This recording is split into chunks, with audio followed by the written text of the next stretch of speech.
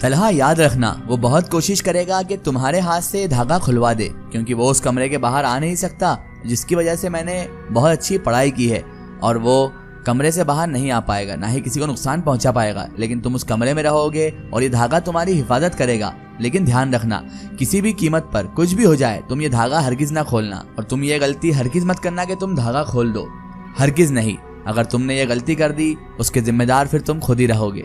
इससे तुम्हारी जान भी जा सकती है, क्योंकि तलहा वो तुम पर हमला भी कर सकता है, और वो तुम्हें डराए तो बिल्कुल भी मत डरना, उससे डरने की कोई जरूरत नहीं है। वो इंसान के डर का ही फायदा उठाता है और फिर इंसान को डरा कर ही उसे अपने काम में ले लेता है। और तुम वहां पर बैठकर ये कोशिश करना, तुम्हें वहां पर बिठाने का मकसद ये है कि तुम उससे बात करो, उस जिनजादे से नहीं बल्कि तूबा से। कोशिश करना कि तूबा तुमसे बात करने लग जाए। जैसे तैसे करके तुम तूबा को बातों में लगा लेना, ताकि तूबा उस वक्त होश में रहे और उस जिन्नात को हम उसके अंदर से अलग कर सकें। यही तरीका है। और ये ध्यान रखना तलहा कि तूबा तुमसे बात कर ले, क्योंकि वो तुमको सुन सकती है। और ये भी जान लो कि जब तक तूबा नहीं चाहेगी और जब तक तूबा खुद नहीं करना चाहेगी, तो मैं या कोई भी आलिम, कोई भी हाफिज, कोई भी आमिल उसकी मदद नहीं कर सकता। उसे जब तक खुद से नहीं होगा, यानी कि उसे खुद ही उस जिन्नात को अपने अंदर से भगाने की कोशिश करना होगी, तब जाकर हम उसकी मदद कर पाएंगे। इसीलिए मैं तुम्हें उस कमरे में भेज रहा हूँ, ताकि तुम उस कमरे में बैठकर तूबा से बातचीत करो, तूबा को होश में लाने की कोशिश करो। वो जिन्नात चाहेगा कि तूबा तुमसे बात ना करे और तुम्हें डराने की कोशिश भी करेगा, लेकिन ध्यान रखना कि वो तुमसे डरे, ना कि तुम उससे। और तूबा से बात करने की कोशिश करना। और तूबा को तुम्हारी जरूरत भी है, क्योंकि एक हमसफर ही होता है जो इंसान को हर मुश्किलों में साथ देता है। और इस वक्त तूबा बहुत बड़ी मुश्किल में है, बहुत बड़ी आफत में है, तो इस वक्त तुम्हारा उसके साथ होना बेहद जरूरी है। तुमसे उसको हिम्मत मिलेगी। तुम ही वो शख्स हो तलहा जो तूबा को उससे बचा सकते हो। तुम ही हो जो तूबा से बात कर सकते हो, उसकी मदद कर सकते हो, क्योंकि तुम और उसके दरमियान मोहब्बत का रिश्ता है। तुम्हारी और उसकी मोहब्बत बहुत पक्की है। तुम उससे मोहब्बत करते हो और तुम्हारी ही बात वो अभी सुन सकती है, क्योंकि वो भी तुमसे बेइंतहा मोहब्बत करती है। बस तलहा तुम घबराना नहीं, किसी भी बात से तुम डरना मत और घबराना हरगिज नहीं। तुम्हें कुछ नहीं होगा, तुम्हें वो कोई नुकसान नहीं पहुंचा पाएगा, सिर्फ डराएगा। बस तुम डरना मत, क्योंकि तुम्हारे हाथ में ये हिफाजती धागा है, और जब तक ये धागा है वो तुम्हें कोई नुकसान नहीं पहुंचा सकता। और तलहा तुम बस हिम्मत से काम लेना और अपने दिमाग का सही तौर पर इस्तेमाल करना। कोई भी फैसला जज्बाती होकर मत करना। वहां पर वो लाख कोशिश करे तुम धागे को ना उतारना, कोई ऐसी चीज मत करना जिससे तुम्हें खतरा हो। ध्यान रहे, जिन चाहे कितना भी ताकतवर हो, उसके पास कितनी भी ताकतें हो, कितनी भी तिलिस्मात हो, लेकिन उसका दिमाग 10 साल के बच्चे जैसा ही रहता है।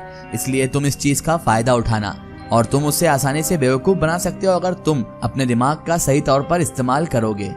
और हाँ तलहा, याद रखना, वो तुम्हें बहकाने की, गुमराह करने की कोशिशें भी करेगा।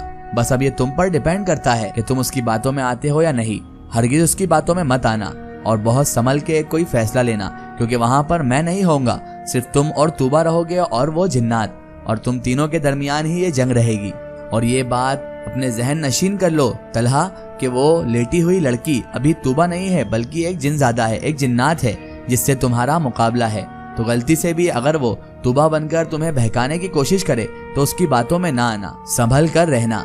मेरी ये सारी बातें अपने जहन में बिठा लो अच्छी तरह से। अब जाओ, तुम उस कमरे में जाकर तूबा के पास बैठ जाओ। अब मैं भी पढ़ाई शुरू करता हूँ।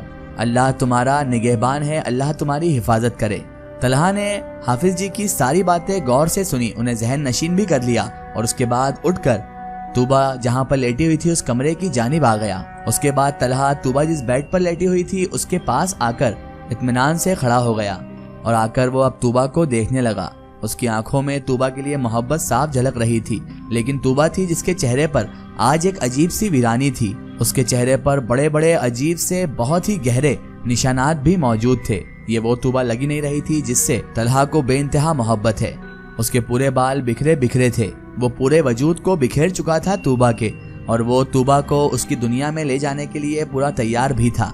उसके सारे बाल उसके शानों पर फैले हुए थे, उसके कंधों पर पूरी तरह से फैले हुए बाल थे। तलहा बहुत ज्यादा तकलीफ महसूस कर रहा था तूबा को इस हालत में देखकर। उसका दिल भी दुख रहा था उसे यूं देखकर। ये उसकी तूबा तो हरगिज नहीं थी, उसकी तूबा तो चंचल, उसकी तूबा तो खुश मिजाज और बहुत ही खूबसूरत हसीनो जमील थी। ये तो अब कोई और ही लग रही थी। तभी तलहा इमोशनल हो गया, जज्बाती हो गया, और जज्बात में आकर उसने तूबा को मुखातिब करके कहा, तूबा प्लीज जल्दी अच्छी हो जाओ, मैं तुम्हें बहुत मिस कर रहा हूँ। तूबा जल्दी से अच्छी हो जाओ ना। तभी एक आंसू उसका टूटकर उसके रुखसार पर बह गया, यानी एक आंसू उसका निकला और तलहा अब रो रहा था। एक जवान मर्द होकर वो रो रहा था। बेचारा करता भी क्या, मोहब्बत के आगे मजबूर था। उसकी मोहब्बत इतनी ज्यादा तकलीफ में थी कि उसे देखकर, उसका हाल देखकर उसकी आंखों से आंसू निकलने लग गए थे।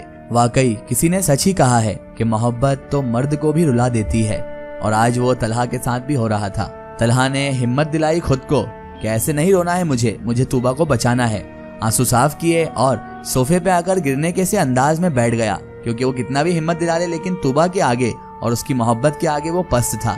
इधर परिवार वाले हो या तलहा हो, नींद तो आज सबकी आंखों से कोसों दूर थी। सबको बेचैनी थी, टेंशन थी, और तूबा और तलहा की परवाह भी थी कि पता नहीं तूबा कब ठीक होगी और तलहा और तूबा फिर से हमें एक खुश मिजाज कपल के तौर पर मिलेंगे। सायरा बेगम, तूबा की वालिदा, अपने रब की बारगाह में हाथ फैलाए अपनी बेटी की सलामती की दुआ कर रही थी। रो रही थी बेचारी दुआ में भी कि उनकी बेटी सलामत रहे। सीमा बेगम यानी तलहा की वालिदा, तलहा की बहन माहीन और बेग साहब, हमजा, रिदा, सब के सब लोग अल्लाह ताला की बारगाह में दुआ ही किए जा रहे थे, वो भी तलहा और तूबा के लिए, कि अल्लाह ताला इनकी जिंदगी में खुशी फिर से लौटा दे, इन्हें फिर से खुशहाल कर दे।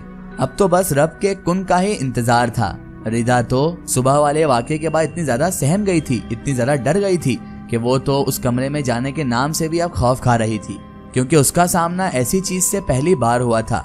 ऐसे जिन्नात और ऐसे खतरनाक जिन्नात से पहली बार ही रिदा का सामना हुआ था, और वो तो बहुत ज्यादा डर गई थी और बेचारी अब खुद में ही कहीं गुम हो गई थी, क्योंकि उसे भी होश नहीं था कि उसने क्या देखा है।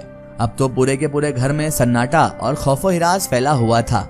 तलहा की रात को ही, यानी उसी रात को जब उसे तूबा के पास बिठाया गया था, बैठे बैठे ही अचानक तलहा की आंख लग गई। तभी रात के करीब 2 बजे किसी के रोने की आवाज उसे सुनाई दी, और रोने की आवाज की वजह से ही तलहा की नींद टूटी और उसकी आंख खुली। तलहा ने रोने की आवाज सुनकर जैसे ही सुना तो उसने बेड पर सामने देखा तूबा की तरफ, तो तूबा बेड पर बैठे अपने घुटनों में सर दिए बैठे हुए रोए जा रही थी। तलहा सोफे से उठकर खड़ा हुआ, उसने आवाज दी, तूबा। तभी तूबा ने भी तलहा की आवाज सुनकर सर उठाया और कहा, तलहा प्लीज मुझे बचा लो, मैं बहुत परेशानी में हूँ, बहुत तकलीफ में हूँ। और तूबा इतना कहते ही तलहा की तरफ देखकर रोने लगी। तलहा मेरे पास आओ, प्लीज मेरे पास आ जाओ, वो मुझे बहुत परेशान कर रहा है, बहुत तकलीफें दे रहा है, तुम ऐसे दूर ना बैठो, मेरे पास आ जाओ प्लीज, तुम वो धागा मेरी कलाई में बांध दो आकर, मैं बहुत ज्यादा तकलीफ में हूँ तलहा, वो धागा मेरे हाथ में बांध दो, ये जिन्नात मुझे बहुत तकलीफ देता है, प्लीज तलहा मुझे बचा लो, प्लीज तलहा, ये मुझे अभी भी बहुत तकलीफ दे रहा है, मुझे मार रहा है, मुझे तकलीफें दे रहा है। वो मिन्नत समाजत करने लगी, डर से कुर्रा रही थी। तलहा ने जब अपनी मोहब्बत, अपनी तूबा को इस हाल में देखा तो बेचारे उसकी भी आंखें नम हो गई।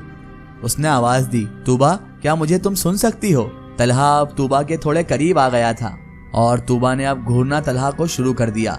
तलहा ने कहा, मैं जानता हूँ तूबा तुम मुझे सुन सकती हो, तूबा मुझसे बात करो, प्लीज प्लीज मुझसे बात करो। उधर से तूबा ने फिर से कहा, तलहा प्लीज मुझे बचा लो। तूबा अब रोने लगी थी और रोते हुए बोले जा रही थी, और फिर से अचानक कमरा चीखों से गूंज उठा। कुछ देर तूबा बहुत जरा चीखती रही और यूं ही चीखती रही, और फिर तूबा फिर से बेचारी बेहोश हो गई। तलहा फिर से मायूस हो गया और उसके चेहरे पर उसके आंसू साफ झलक रहे थे। अपने आंसू साफ करके हिम्मत समाजत करते हुए वो वापस सोफे पर आकर बैठा और लेट गया आंख बंद करके। कुछ देर बाद तलहा ने अपने आसपास कुछ महसूस किया तो झट से उसने आंखें खोल दी। तलहा ने जैसे ही आंखें खोली और उसने इधर उधर देखा तो वहाँ पर कोई भी मौजूद नहीं था, यहाँ तक कि सामने बेड पर तूबा भी मौजूद नहीं थी। तलहा घबरा गया और उठ खड़ा हुआ और इधर उधर देखने लगा। जैसे उसने थोड़ा ऊपर अपनी नजरें दौड़ाई तो तूबा हवा में उड़ रही थी और उसके इधर उधर फेरे लगा रही थी। इसका एक स्टोरी हम देखेंगे इसके अगले पार्ट में। दोस्तों, अगर आप भी अपनी जिंदगी की कोई सच्ची कहानी या सच्ची घटना हमारे चैनल से शेयर करवाना चाहते हैं और आप चाहते हैं कि आपकी स्टोरी भी माई स्टोरी बुक चैनल से शेयर हो, तो आप हमें हमारे फेसबुक पेज पर कांटेक्ट कर सकते हैं और अपनी स्टोरी वहां पर हमें बता सकते हैं।